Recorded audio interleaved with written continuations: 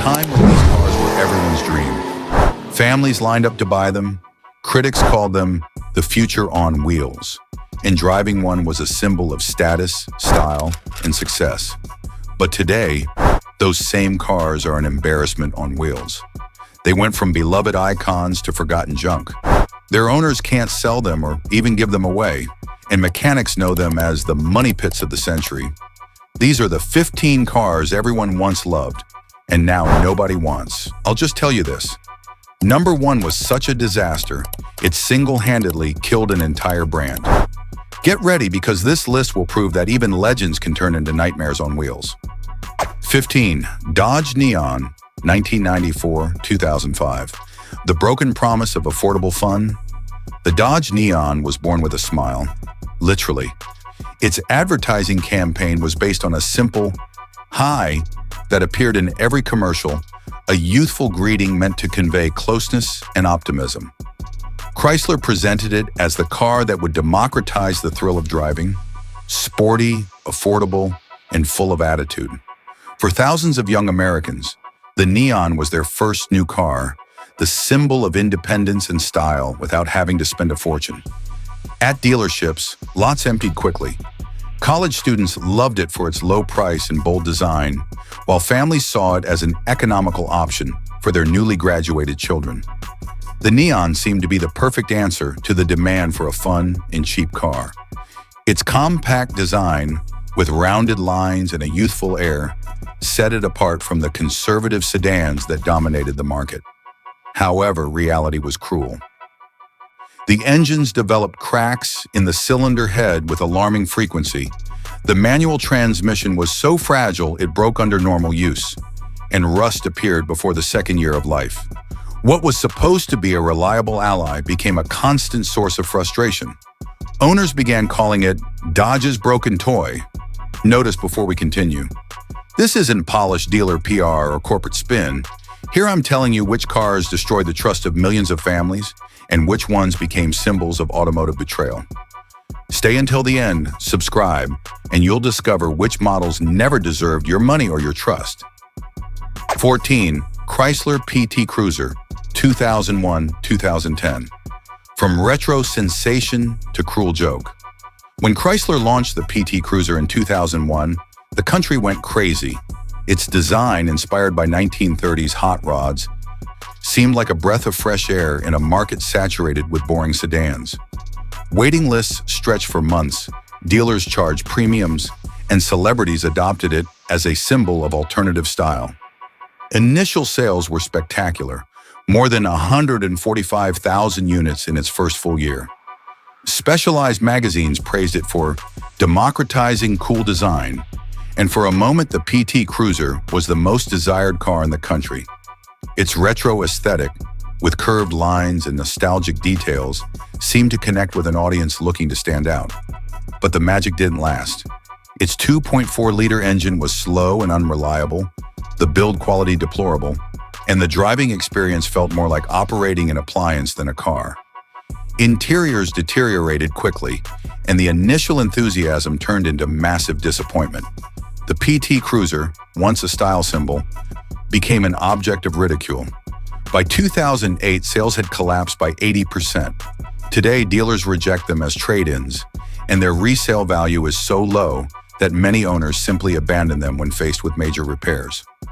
The PT Cruiser went from being the retro sensation of the new millennium to becoming the cruel joke of automotive history. Its legacy is clear.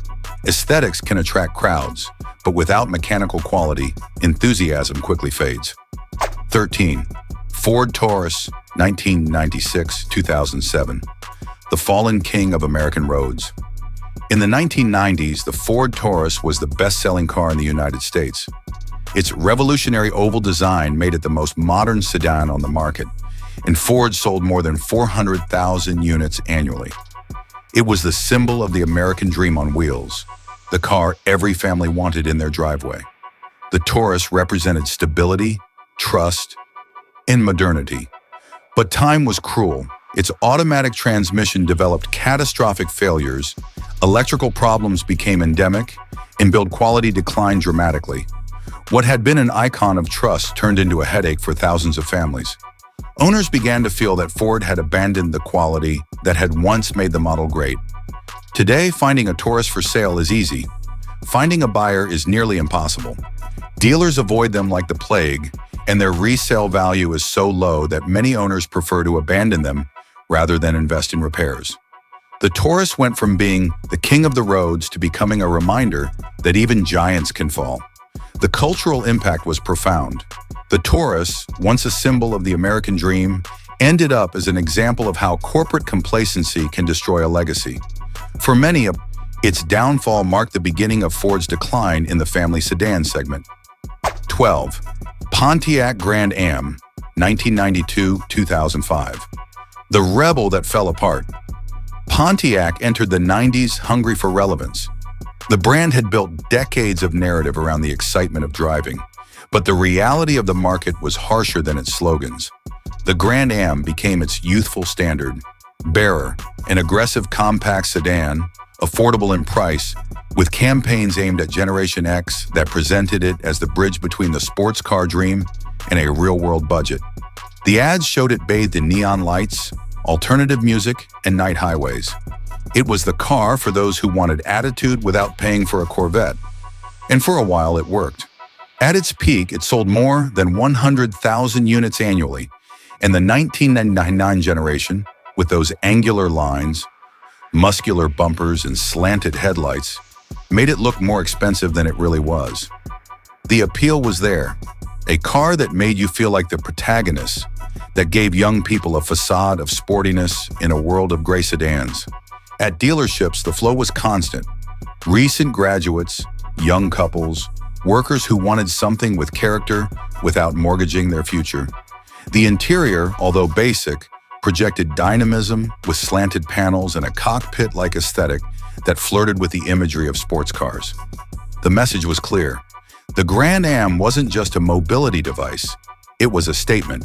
But statements don't sustain mechanics. The honeymoon began to break at the same speed with which Pontiac sold the idea of driving excitement. The 3.4-liter V6, the heart of the Attitude package, dragged an original sin, chronic overheating problems that repeated throughout its life like a cursed clock. The automatic transmission, far from being an accomplice, failed prematurely with a frequency that turned sporty value into a sunk cost. And the interior, the visible face of the aspirational, was built with plastics that couldn't withstand real use. Surfaces peeled, panels creaked, pieces came loose. What on paper was a bargain, in practice became a nightmare that drained bank accounts. This dissonance between what the campaign promised and what the car delivered left a cultural scar. The Grand Am was supposed to be the symbol of youthful rebellion. It ended up as a reminder that Pontiac was losing its way. Internet forums of the time filled with stories of owners living at the repair shop, bills that exceeded the value of the vehicle, frustrations with a product that preferred attitude over solid engineering. The imagery of the car with character fractured when that character came accompanied by disproportionate costs. 11. Saturn Ion, 2003-2007. GM's failed experiment. Saturn wasn't born as just another brand. It was a promise of reform within General Motors. Fixed prices with no haggling, a friendly buying experience, dealerships with human treatment, and cars designed for customers who wanted predictability and honesty. The Ion was supposed to be the natural heir to that philosophy, the crown jewel that would compete head-to-head with the Honda Civic and Toyota Corolla. Not through brute power, but through trust and simplicity. At first, the concept charmed buyers. Transparent pricing, anti-jargon messaging, the feeling of family at the dealership, all pointed to a new way of relating to the automobile. Less friction, more clarity, more belonging. Millennials entering the world of new cars bought it not only as a product, but as an experience. But the experience breaks when the car betrays the discourse. The Ion began to show cracks in what was supposed to be its pillar. Everyday reliability.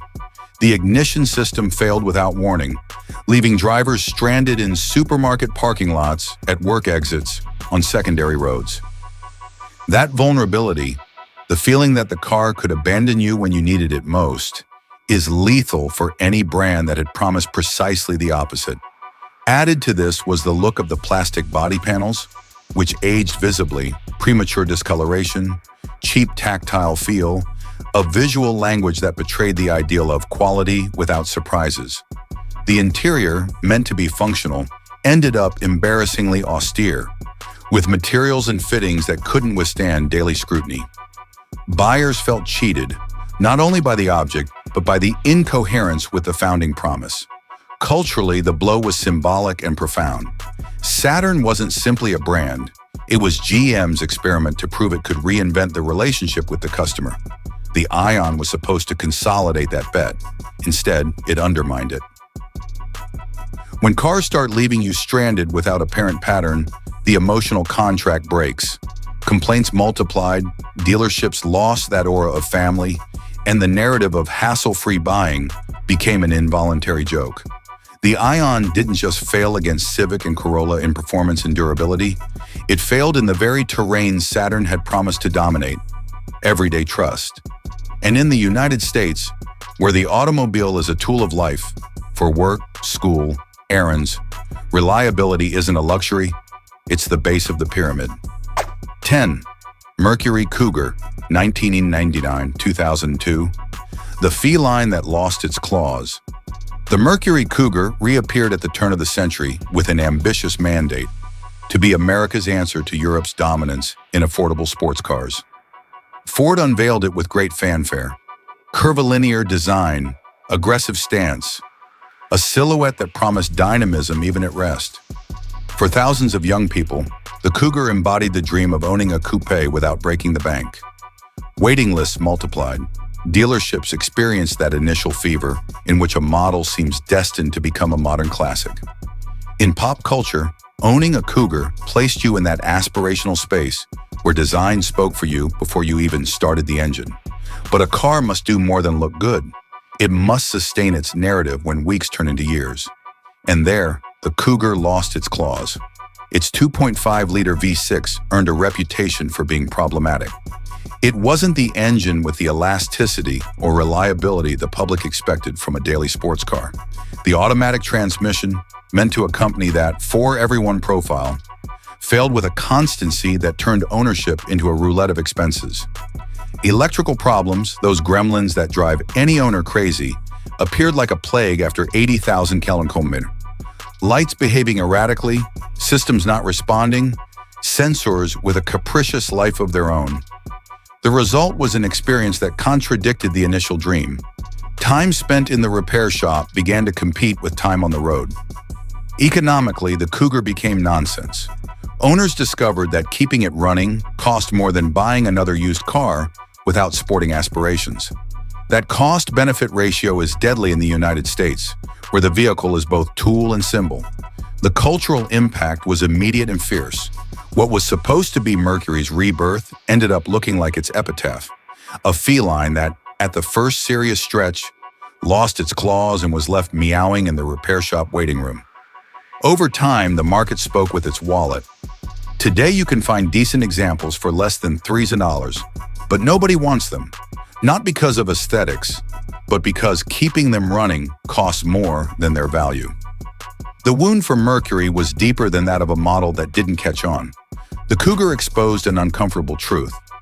Trying to imitate Europeans without the necessary quality is not a strategy, it's a confession. The brand lost its identity by wanting to play in a league where the standard was not appearance, but consistency. And in a segment where the car must be both pleasure and predictability, Mercury was trapped in incoherence. A design that promised discipline and mechanics that delivered chaos. For many, this was the beginning of the end. A brand that, after losing track of who it was and for whom it built, never recovered from the blow. 9. Oldsmobile Alero, 2004. The elegant farewell nobody wanted.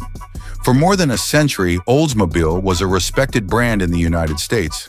Founded in 1897, it was one of the oldest in the country and had pioneered technologies that shaped the industry.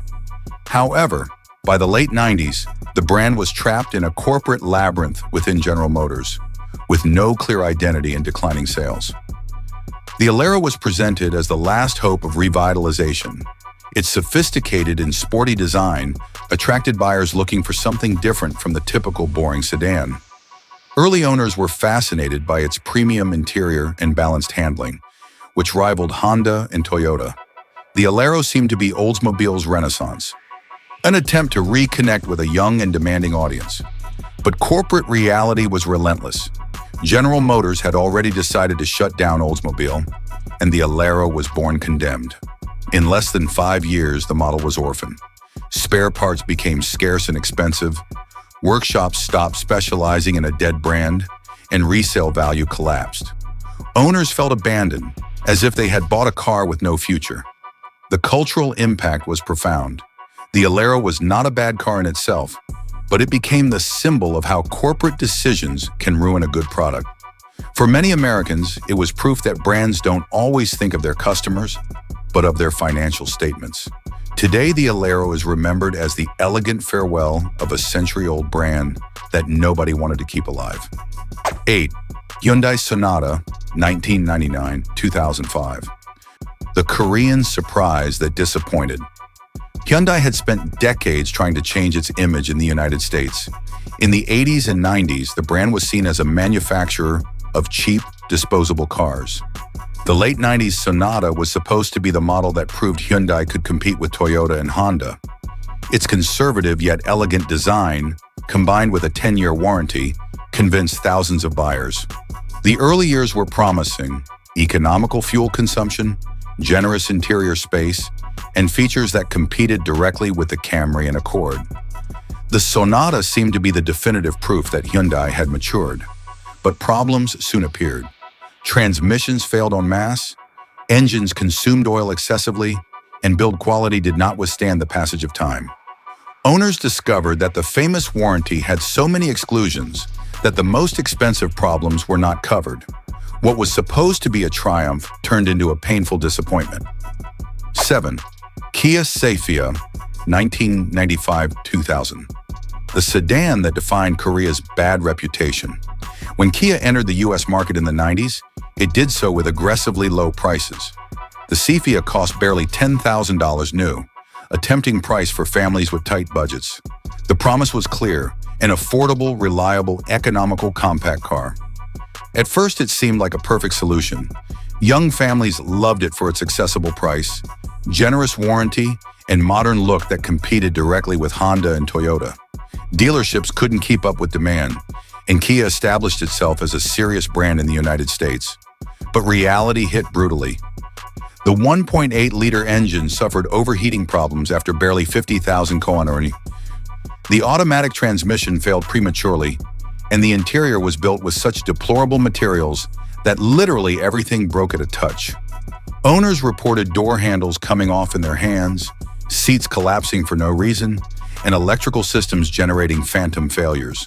The paint rusted before the first year was over, and the body produced noises so annoying that it was impossible to hold a conversation inside the vehicle.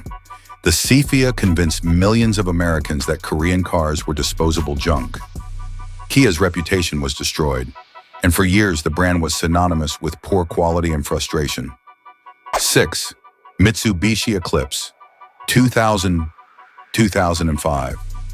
From Hollywood star to corporate failure.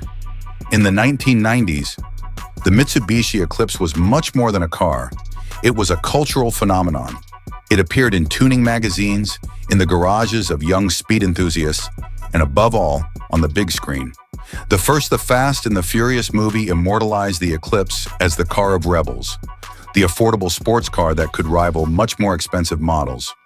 Its all-wheel drive, turbo engine, and aggressive design made it a symbol of youth and freedom. The Eclipse represented something beyond technical figures. It was part of the identity of an entire generation. It was the car modified with aerodynamic kits, taken to clandestine tracks, shown off in university parking lots, and associated with tuning culture and urban music. Mitsubishi had managed to create a myth, a vehicle that transcended mechanics to become a cultural phenomenon. But the third and fourth generations destroyed that legacy. In 2000, Mitsubishi launched an Eclipse with a more curvilinear design intended to attract a mass audience. In 2006, the fourth generation eliminated all-wheel drive, replaced the turbo engine with a soulless, naturally aspirated V6, and softened the design until it looked like a sedan disguised as a coupe. What was supposed to be the evolution of a myth became a generic, boring, and personality-less vehicle. Fans who had waited years for the new Eclipse felt betrayed. The enthusiast communities that had kept the myth alive for years found themselves with a product that completely ignored what had made the original model successful. Sales collapsed because Mitsubishi alienated its base of followers without attracting new buyers. The car was no longer aspirational or exciting. It was simply another coupe in a saturated market. Before revealing the top 5, here's a quick reminder. To stay informed about what dealerships might be hiding and to truly understand what you're buying, subscribe to our channel and hit the like button. We're dedicated to uncovering the secrets they'd rather you never discover. 5. Volkswagen New Beetle, 1998-2011. The retro icon that became a financial burden. When Volkswagen decided to resurrect the Beetle in 1998, the world went crazy. The modern design, inspired by the classic 1960s Bug, sparked a wave of nostalgia. It was the perfect car for the generation that had grown up watching Herbie in theaters and dreaming of the hippie counterculture. Celebrities adopted it as a style symbol. Young women made it their first dream car, and Volkswagen couldn't produce enough units to meet demand. The new Beetle was more than a car. It was a cultural phenomenon. Flower vases on the dashboard, vibrant colors, and clever advertising campaigns positioned it as the most beloved car of the early 2000s. In the suburbs, owning a Beetle was a symbol of freshness and modernity, but harsh German reality prevailed. Maintenance costs were astronomical, electrical problems constant, and repairs cost more than the car's value. Owners discovered that nostalgia didn't pay workshop bills. What was supposed to be a retro icon became a financial monster disguised as cuteness. 4. Renault Alliance, 1983-1987. Europe's most humiliating failure on American soil. American Motors Corporation, AMC, was desperate. The company, once a respected player in the U.S. automotive industry, was in decline and needed a dramatic move to survive. Its bet was to import the Renault Alliance, a French compact that promised European elegance at an American price. The idea was seductive. A modern, efficient car with European style to win over American families looking for alternatives to Japanese sedans. The Alliance was supposed to be the cultural bridge between two worlds, European sophistication and American practicality. AMC presented it as a vehicle capable of competing with Toyota and Honda, but with a French design touch that would make it unique. However, what they delivered was a mechanical nightmare. The 1.4-liter engine barely produced 64 horsepower, insufficient for American highways where power is part of automotive culture. Its reliability was so deplorable that dealerships had mechanics working full-time just to repair units under warranty. The automatic transmission failed after barely 30,000 km. The electrical system spontaneously caught fire, and the body rusted so quickly that some examples developed visible holes before reaching 2 years old. Owners, outraged, organized class action lawsuits after discovering that Renault knew about the defects but deliberately sold the vehicles anyway. The scandal was so great that by 1987, the brand completely abandoned the United States, leaving behind a destroyed reputation and thousands of furious customers. 3. Cadillac Cimarron, 1982-1988. The luxury fraud that insulted its own customers. For decades, Cadillac was synonymous with American luxury. Its cars were symbols of status, power, and prestige. Owning a Cadillac was more than possessing a vehicle. It was proof that you had reached a certain place in society. But in the 1980s, General Motors committed one of the most blatant frauds in automotive history, the Cadillac Cimarron. What GM did was take a $7,000 Chevrolet Cavalier, slap a Cadillac badge on it, add cheap leather seats, and sell it for more than $12,000 as a compact luxury sedan. Buyers weren't naive.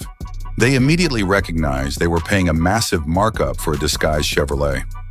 The four-cylinder engine was pathetically weak for a Cadillac, the build quality was identical to the basic Cavalier, and the driving experience had nothing luxurious about it.